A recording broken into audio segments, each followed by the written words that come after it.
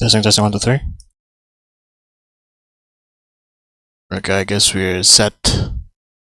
Ladies and gentlemen, welcome to the PNG Pacific Capital live streams. This is your host, Jared, tuning in for lunch. Anyway, session. Before we do anything, we're going to check Forex Factory to see if we have any impact news coming out. We do have this Empire State Manufacturing Index for USD that's coming out at 10:30, which is like less than an hour's time. I think it's going to be interesting how this impact news is gonna affect our markets. But yeah.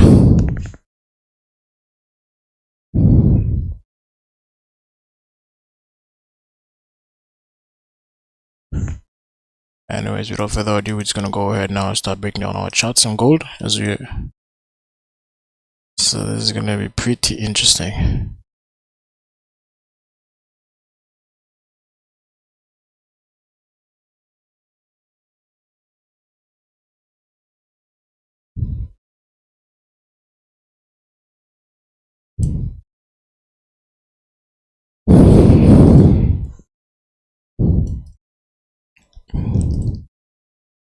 We're just gonna start fresh analysis, and we're going to start on the weekly time frame. Actually, let's take a look on the monthly time frame, see what's happening on the monthly time frame. Okay, now looking at the monthly candle, we have 11 days until this monthly candle closes. Wait, let me just do something first to bring people in on the chats.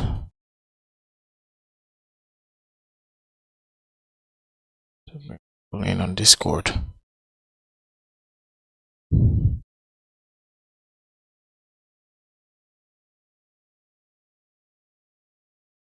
Yeah, anyways, looking at the monthly candle, we're currently open at this point. We're not too sure if we're gonna close above this previous resistance area at 1980 or close below it, but we do have 11 days until this monthly candle closes, so we'll see. I mean, we've already done a bottom wick on the monthly time frame. We're actually bullish right now on the monthly candle high, and yeah, we have 11 days to see how this monthly candle closes. Actually, either we're gonna close bullish or we are going to come back bearish.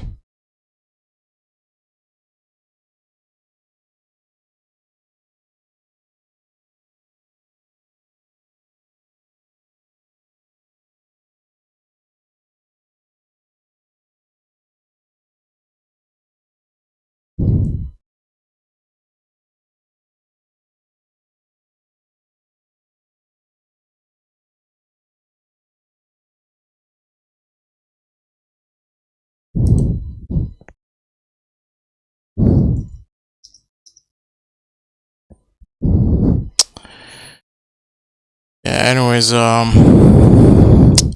looking at the weekly candle is pretty interesting at this point. Now looking at the weekly candle, looking at how the last week's weekly candle closed. Now we had this weekly candle coming down, retesting this previous resistance area in the weekly candle that was formed on the 20th of March at 1990. We have price coming down, rejecting this area. Now this weekly candle also pushed up and rejected the previous resistance area right over here at 2035, which was this resistance created during the COVID period in August 2020. And right now we're pretty much trading between this previous resistance and this the current resistance area and the previous resistance area. So we kind of have undecided candle on the weekly time frame right now. Yeah, at this point, hey Zippy, what's up, bro? How you doing, bro? Yeah, at this point, we're not too the only indication we have that the price may drive bullish is even though we closed bearish on the weekly candle, it's a weak bearish candle closure, and we've also didn't close back below this resistance at 1990 or break below the previous weekly candle before that. So looking at the daily candle, this is where it gets a little bit interesting on the daily candle.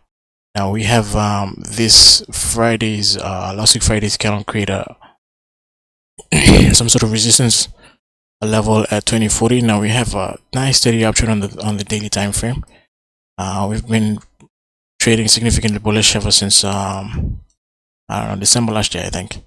So this could potentially be our new high on the daily time frame at around the 2040 area. And we have the last week's Friday candle close pretty strong bearish, to be honest. And we have closed back below the 2040 area, which is the previous resistance area that was formed on the first week of April, actually. So at this point, we're back below this resistance here, this previous resistance area over here. I'm not too sure if we're going to come back up to retest a high or pretty much trading in this range. Looking at the daily time frame, gold is pretty much ranging at this point. Not much volume yet on the daily candle compared to the previous daily candle. I mean, just by looking at the size of the previous daily candles, I don't think we have volume coming in yet. We might potentially have volume coming in during the London close, maybe, or NY close, or maybe the NYSE open. Well, who knows? Hey, what's up, Ronald? How are you, brother? What's up, bro? How you doing, bro? Yeah, so this goal is pretty much ranging at this point on the daily time frame. Let's see if we can find some structure on the 4-hour time frame. So dropping up to the 4-hour time frame now, we have the previous 2 4-hour candle close bullish. We have price close. We have this second the first 4-hour candle of Asian session close bears, creating some resistance at 2005 right here. We have the previous 2 4 candle drive bullish a little bit,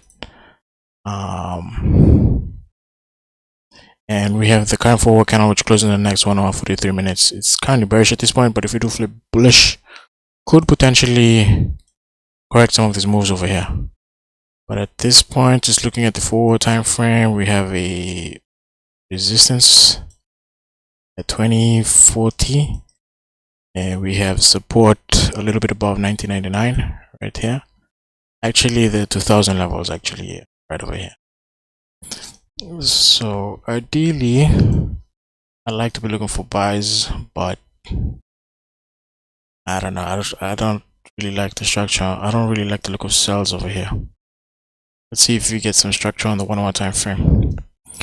Now the 1 hour time frame is a little bit okay. I think we have a minor bullish trend on the 1 hour time frame. As you can see, we have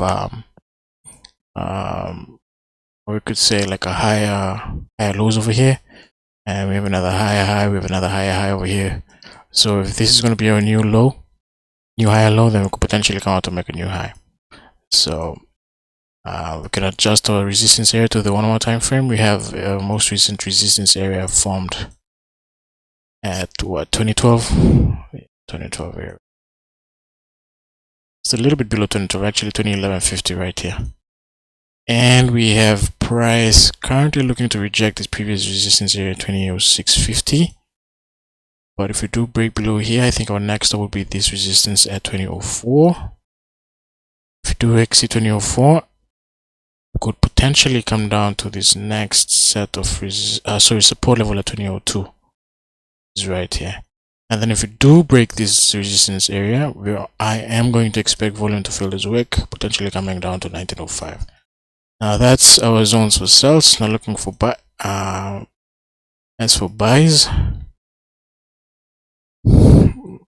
now this one cannot close in the next 41 minutes. And if we close bullish, we could potentially come up to retest these highs over here, 2011, which is right here. Let's just clear with the yellow line. And if you do break above 2011.50 on the 1 hour time frame, looking to the left, if you have a nice clean candle closure above this level, I definitely think we could potentially correct some of these moves that was formed with the what news was this last week? CPI, I think. CPI. Yeah. Oh, retail sales, actually. Retail sales. Yeah, this bearish here was formed because of retail sales. You might potentially have some corrections of this move tonight or maybe during the week. Who knows? But this structure on the normal time frame, the 30-minute time frame is a little bit messy at the moment. So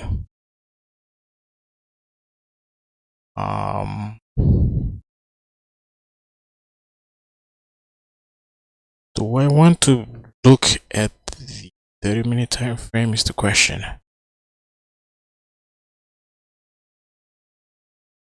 Looking at the 30-minute time frame, things are a little bit messy on the 30-minute time frame.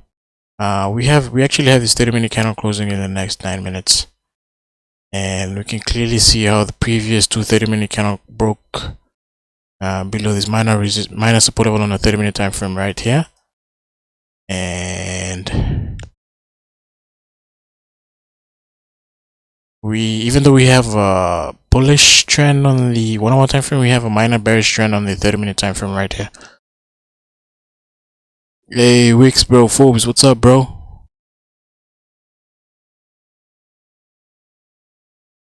Yeah bro. Yeah, decided to change things up, you know, shit. 2023 changes came a little bit late. Hey. Ronald bro, Ronald's been killing it bro, honestly. Ronald's been really killing it on the Discord bro. Amazing trades bro on the Discord, honestly.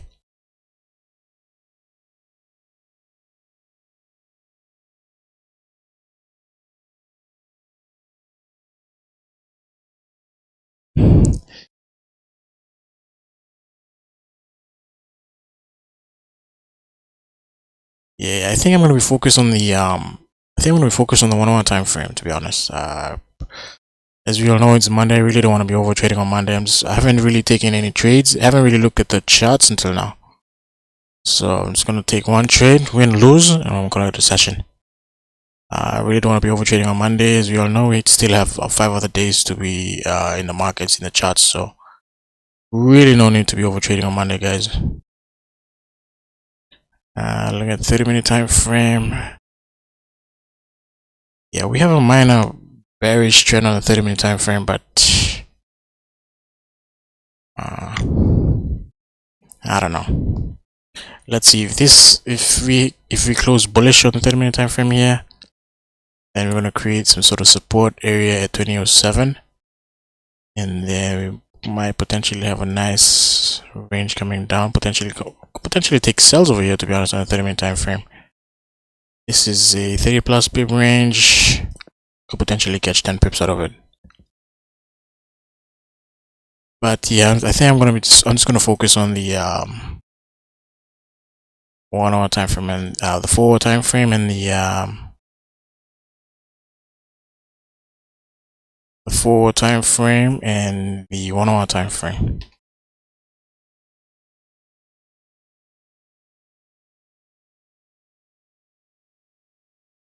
Yeah, I'm gonna get rid of this.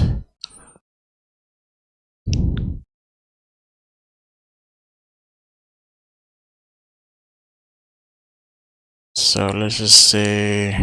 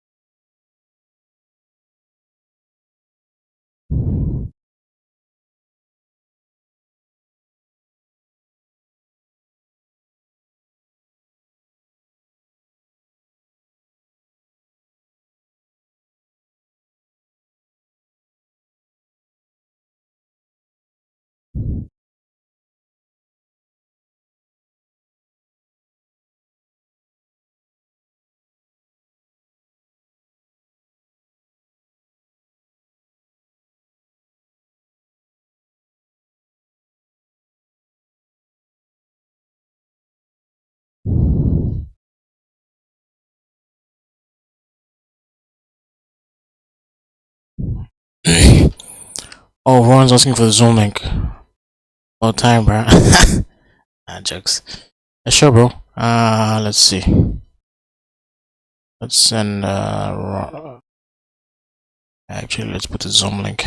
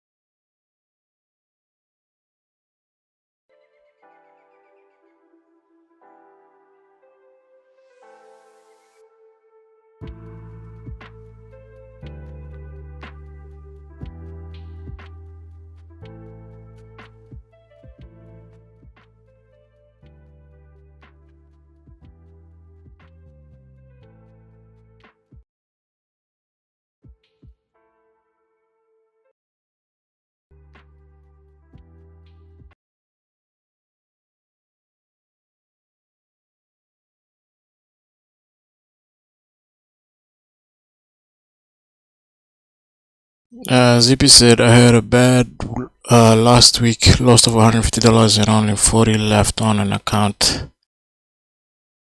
Shit, sorry, bro. Bro.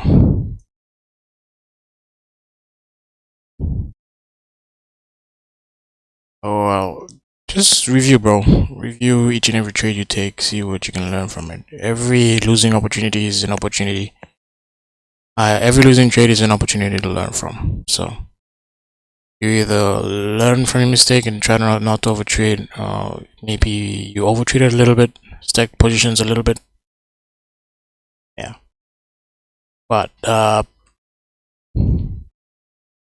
yeah, just review, bro. Do your very own, your little own little trading recap. See what you can learn from it. Well, it's a good thing. $150 is better than losing like $15,000. But yeah.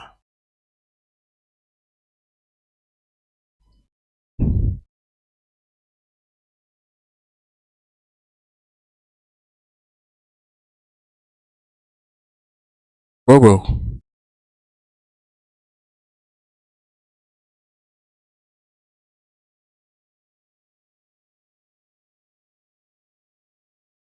Run.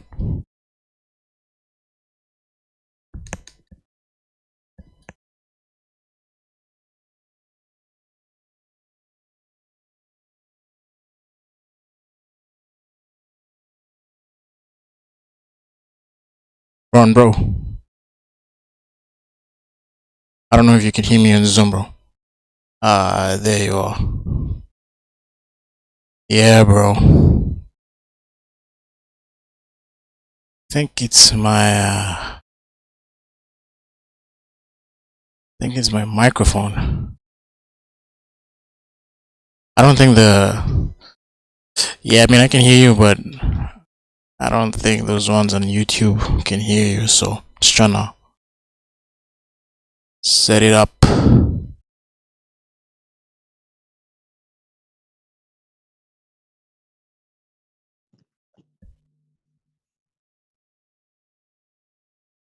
Testing. Uh Test, test. okay. I'm gonna turn on YouTube on my other phone. See if Yeah, it works. I think it should work now.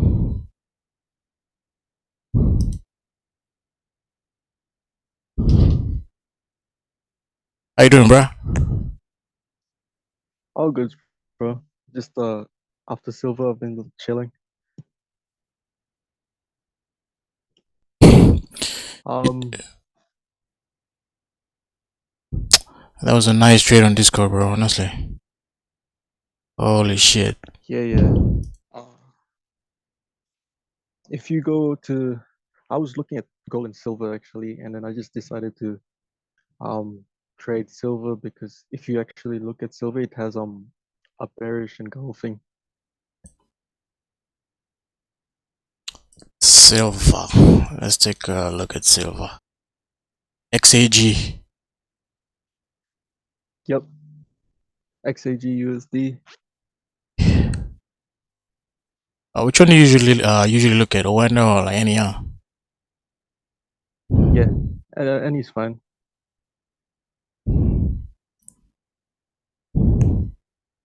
So Ron is on But I think silver. Oh shit, man! Silver is pretty setting up pretty nicely on the 1 hour time frame. Eh? yeah, that's why the structure is pretty nice on silver, so I just decided to trade silver. If you Honest. click the daily chart, and then I'll show you what I was seeing early in the Yep. morning. Yep. This one. So yep, on the day before, how I classify a bearish engulfing is it has to take out the high of the day before, Mm, and it needs to close below the low of the day before. So it needs to take right. out the high and it needs to close below. So I'm looking at the extremes. So I'm looking at the wicks. So That's right. once that was done and it closed below, what usually happens is you have a quick reaction to the upside the next day. So for bearish engulfing, you're looking for a quick pump to the upside. So you're looking for buys. If it's a bullish engulfing, I'm looking for quick sell to the downside, just vice versa. So when Oh. I came in, so when I came in the morning and I immediately saw bearish engulfing, I started looking for buys. Oh. I see. And then so when I clicked the 1 hour chart, which is on your right screen right now, Yep. what I saw was what you call it. It had a push up, and then it started to come down. So up. So you see that really large um down candle coming down. Okay, rejection wick over here. This one. No, can you see on the far left of your screen on the 1 hour set? You see that really sharp This yeah one here. that This one. yeah that one that candle before that really sharp drop down, and then that candle you highlighted right now, that one, I put I put a horizontal line on the top of that hammer. Like here. Yep, that candle there. Yeah. Yeah, the wick of that candle. Oh wow, so you put it The somewhere top right wick. here. Or the top wick, like Yeah, here. I put my order right. Yep, yep. I put my Oh order man. there. So when it so when it pushed up, it came back down, it triggered me. That's when I sent the screenshot I'm in for longs. Amazing, bro. And then what I was trying to do is I don't know if it shows on Owendo, but on my broker, there's if you if you look at my screenshot, you'll see the wick that I was targeting. Yes, yes. I think it's this one right here. Yeah, I was just targeting the bottom of that wick there. Oh, this Yeah, one. once it pushed, yeah, yeah, the top wick, and you see where my TP is. Yep. Yep, I was just targeting that wick just to get out. And Oh once it wow. went near that, once it Close. started moving near my TP, it started dropping back. So I closed it. Amazing trade, bro. Amazing, honestly. Nice work, bro.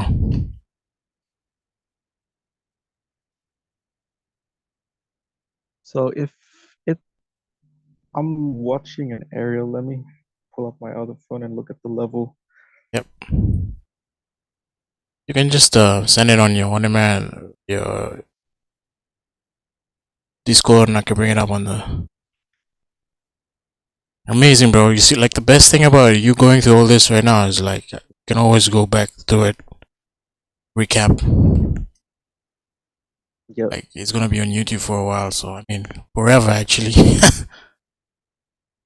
So always good to learn new That's things. pretty cool. Honest. But man, the structure on silver is just like I would have gotten in right here on this kind of close, right? A good Like break, and then you would have caught yeah, really good anticipating momentum. exactly like momentum trading because we have this cannot close outside. Like I'll probably start paper trading silver and then see if I can catch some moves, get some Basically, money. if you know how to trade gold, you know how to trade silver, basically automatically. Jue.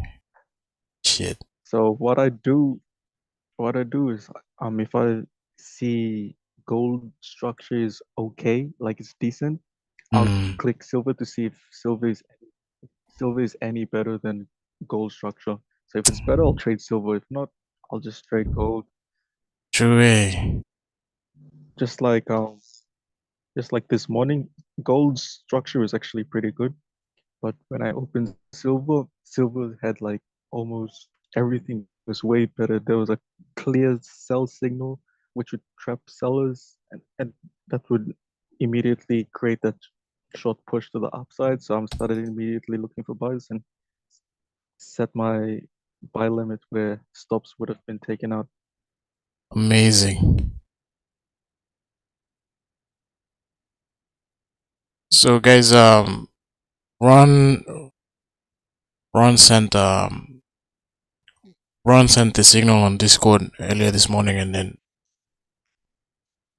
obviously it played out very nicely over here. So could always learn a thing or two on how this silver trade played out.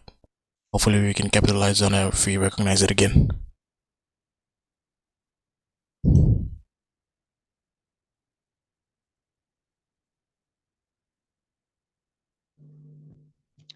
But I'm actually looking at silver and gold cells actually as well. So I heard you talking about gold and silver cells. I'm pretty sure. Well, this you can't be too sure in the market, but like it feels like there's gonna be a pretty steep sell pretty soon. Yeah, bro. Like honestly, I don't think I'm gonna be taking any buys unless we come up above like this this resistance here at 2011.50. But if we get any confirmations on sells, I'm gonna get in and hopefully can ride on from the momentum from last week Friday. Very nice. I've set an alert around on silver it's around the 25.79 area, which is just 25. slightly above where my TP was. It's Okay. basically slightly above where my TP was. Yeah, just up there. If Yeah. silver gets up there, I'm gonna start looking for sells. 25.79. Amazing. So you're expecting silver Yep. to push up a little bit and then Yes. I don't know if so how I trade is if I set a limit above market, sometimes people are like, "Oh, so you think the market is gonna go up? Why don't you just immediately buy now and watch it yeah. go up?" Um, I actually don't know if the market is gonna go up right now, but what I do know is if it goes there, either today, tomorrow, or next week, if it hits that level, I'm gonna sell. Amazing. So like yeah, I think I've said it on a previous live or something. Either I texted it in the live chat or I said it while I was on one of the lives. Is I'm a levels trader. So a level is a sell for me this week, next month. Sometimes I'll just set a sell limit in that area. If it qualifies for sell, it will stay there as a sell. The only thing that would invalidate that is the structure and how it approaches that area. But if it approaches it in the way that would still validate a sell, even a month later, I would leave that limit in for 2, 3, 4 weeks sometimes. I've left the limit, the longest time I've left the limit in is probably like 1 month, 1 week, and then it reached that level and I probably caught like 50 pips off it, but Holy it shit. works. Amazing, bro. So 25.79. I'm actually gonna set an alert to see how it plays out. Yeah, when it approaches the level, then I'll send an alert into the Discord. Yeah. So when it hits that level, do you like have a market entry, like a limit order set, or do you wait for some sort of structure to form and then you get in? Um, if it if it starts moving slowly into the area, then I would start to watch for price action for me to get into the trade. But if it shoots up, like most people see the market go into an area aggressively and they stand back. If the market goes really aggressive, if a market goes really aggressive and sharp into a level, then most likely I'm gonna set a limit area in that area.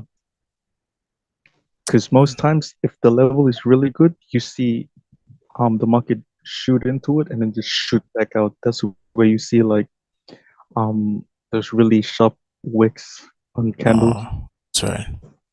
The rejection weeks. Yep. So basically, how I started to identify these zones is well, it was actually a really hard task. I probably did this for 4 or 5 months, but Honest. what I did was every time the news hits or some big event like risk event happens, the market will shoot up and shoot down like really sharp. Yep. Where where the market rejects from, I would highlight it. I would put a box around it and I'll mark it and I'll screenshot it. I'll save it, put it in like a document. And the next time the market shoots in and out of an area again, I would screenshot it, put it in like my folder. And then I probably had around like 50 to 80 screenshots of the market rejecting a certain area. Then I started to analyze it. I was like, okay, the market keeps rejecting of this type of levels. If across 50 to 80 screenshots, the structure looks like this, and 8, 9 times out of 10, it's rejecting of this area. 2, 3 times, I'm gonna lose. But if 8 times out of 10, I'm gonna win, I'm gonna put a limit order there. Nice. So, Ron, what just for the guys in the chats, what what pairs do you usually trade on a consistent basis? I'm mostly looking at AU, so Euro USD, Australia dollar, US dollar, um, Japanese yen, US, so JPY, USD. I'm Any basically looking at the majors. okay, any reason like any reason why? Any reason why you look at the Um, majors only it's or more like stable. yeah, It's more stable. It's more predictable. The spreads are better. true way. Well, Like you can yep, you can trade something like a exotic pair, like maybe like what's this? Euro pound or Euro New Zealand dollar or something like that. They'll still work fine, but sometimes it's pretty unpredictable. Like the market's already unpredictable as it is, and then you put two volatile pairs together, it's just a bit too much. But for true. me, It goes haywire. so I'll get like I'll get like a volatile pair, and I'll put it together with something stable. So yen is pretty volatile. I'll put Yeah, it together with the US dollar, so that kind of balances it out. If I'm putting like the Japanese yen and New Zealand dollar, I think it has a daily range of like 150 pips. Like you could be wrong yeah, very fast, and true. Definitely, bro. Like I used to trade. I used to trade not gonna GJ.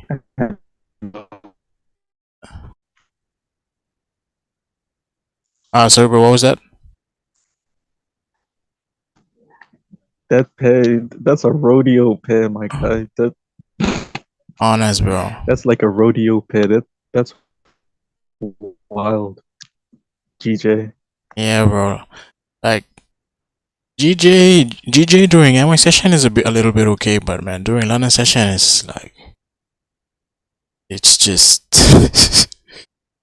I don't know, man. It's something during London session, Asian session, because like I figured with like some other influences on YouTube and all that, like something about like when you're trading GJ during NY session, um, yen is closed, and the only thing that influences the pairs are like pound. So you know, like something like that. I'm not too familiar about the fundamentals behind it, but I mean that was one of the reasons why I Yeah, traded pound yen at first, but after watching go for quite a like whole year or something, a year and a half, close to 2 years, I just decided to do away with it because I mean I found some good consistency with GJ, but I like the thing about GJ sometimes you just don't. Sometimes you get these massive moves, and sometimes you just range for days and days.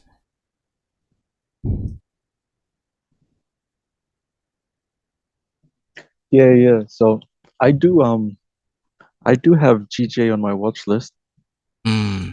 but I don't trade it. So I'll have like different pairs that I just use to watch correlation.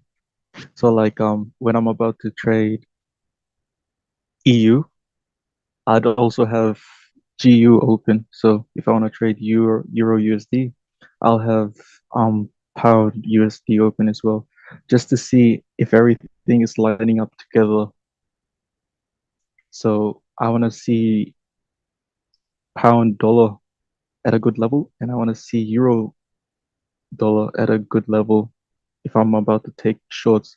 So sometimes what happens is euro USD is going to look like a immediate sell, like it looks like you should be selling right now. But if you look at um pound dollar, it's not even at a resistance level yet. It's like right in the middle of a range.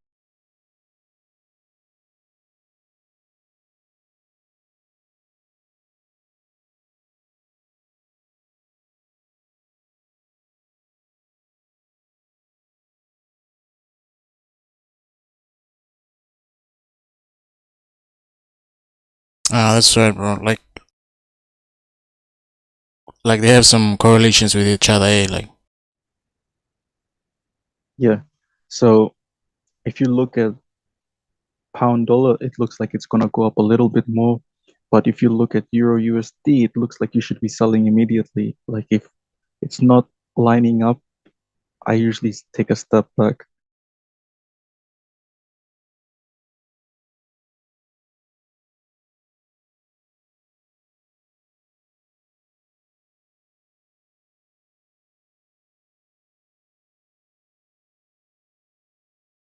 I see, bro.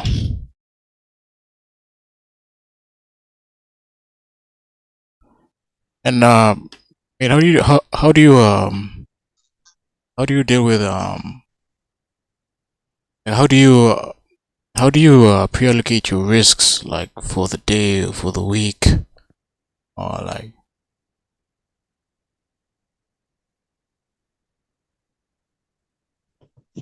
Um, Personal account, I'll just keep hitting it until I'm done for the week. I'll risk but I take one trade a day. So it's not like I'm taking 5 trades a day and then I'll take 5 trades tomorrow.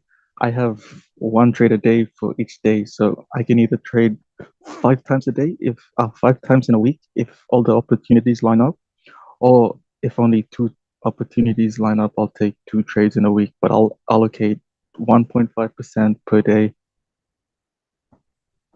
Amazing, bro. So, but then I could mix it up and be like, I see 3 good trades, I'll allocate 0.5% for each trade. Or if I see one really good trade, I'll put the whole 1.5% in that one position. Nice. So it doesn't really like what time of the day you take the trade out. You can just whenever you get on the charts, see something, you just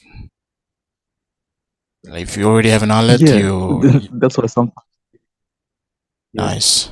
sometimes you see me trading like 6 in the morning, and sometimes at lunch, and sometimes during the afternoon. It helps. It usually it helps if the trade lines up during London session. It kind of increases the likelihood of the trade working with the volume coming in. Oh yeah, true. Online session has some pretty Sometimes nice volume, yeah. yeah. So sometimes I'll up my risk probably to put 2% if everything lines up and it's at London session. But if it's during Asian session or something, I'll put 1%. If it lines up like silver did, then I'll put 1.5% on it. Just let it go. Nice, bro.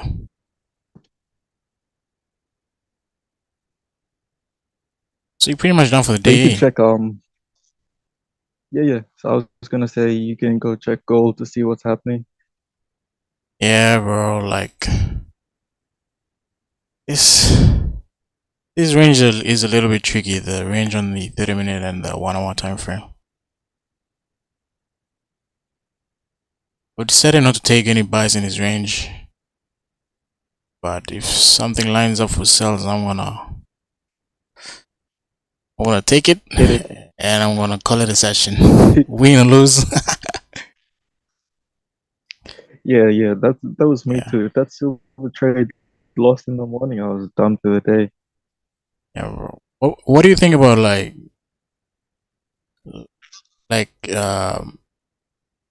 taking 1 or 2 trades per day? Like, which one would you rather do? Like 1 or 2 trades, or like three, four, five? I mean, this something I recognize. I mean, something I realized from like these up and coming traders. And once they know how to press the buy and sell button, they're like in it. Whenever like one when they wake up, lose a trade, go for a break, come back, take another trade. It's like a never-ending cycle. What would you like? What would you tell people in the chats? Like, oh shit, man, you like here, and everybody's tuning in to hear you out. I Yeah, would bro. probably cap it at 3 trades max. Oh, nice. Probably at 3 trades max. It will ultimately depend on how much risk you have and how much you divide it into each trade. But I think even at that, you could have like a 3% risk budget for your day, and you can divide that over 5 trades. But still, I think you should cap it at 3 trades because what you want is quality over quantity. So you don't want to be splitting your focus over 15 trades when you can focus a lot of your energy and your focus into 3 trades, and you increase your likelihood of them working out. Nice. And what do you think about stacking positions? Um, Do you think it's a sustainable very, over like very good. Um, I think there's a way to do it correctly. two-way, but So like you need I think, experience, huh? yeah, you need experience and you need to understand the numbers and you need to understand what you're doing. What some people do is they'll say, I'm building a position, and then they open 3 positions immediately, and then it pushes up, and then they buy it again, and they said, I'm stacking my orders. Like, but yes, you're stacking your orders, but because you don't understand the numbers that are involved in that, you're actually over risking. Even if you trail your stop up, the next position that you got into doesn't cover the ones that you are already in. So you're over risking, even if you say you're trailing your stop, you don't.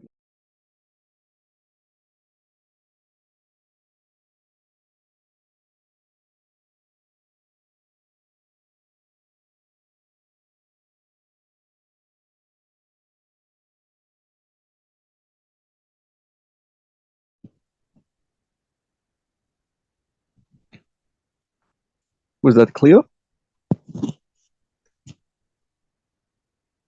Yep. Loud and clear, bro. This we were talking about over trading, and folks on the stream said, bro, whenever a candle opens, they take a trade. Whenever a 5 minute candle opens, Gee, bang, one after the other. And yeah, but this is a big. yeah, Yeah, yeah. yeah, go on. No, you go ahead, bro. Yeah, this is a big psychological game. So if you know you don't have discipline, then you need to work out a strategy that works for you. Like I know that if I sit in front of the screens and I see the market go, I'm gonna start clicking buttons. Like I know myself enough to know that if I start seeing the market move, I'm gonna start hitting by yourself. So I have this big FOMO issue. So what I did to solve that is I started building a strategy where I didn't need to be in front of the screen. So I would then learn how to set orders in the right place. But to learn how to set orders, I needed to understand levels, and then I had to go through that whole process. But the whole premise around everything is I had a problem, I found a solution, I built a strategy around it, and it works now. Amazing, bro. Uh, Lost Survivor. What's up, bro? I think Lost Survivor is like a fellow uh, PNG guy.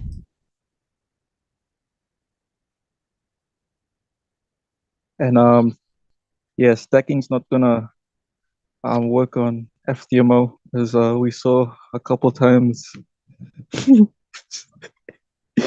No that shit, bro. the Man. Yeah, I don't know what's up.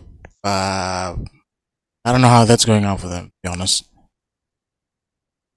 It's not sustainable in the long run. Like, honestly, I've been through that phase of staking positions. Like, yeah, I mean, now I stack positions now, but it's more on a strategic basis. Like I can have like a starter position, like based on Yeah. what do you call it, anticipation, and then if it Yep. just goes my way, then I don't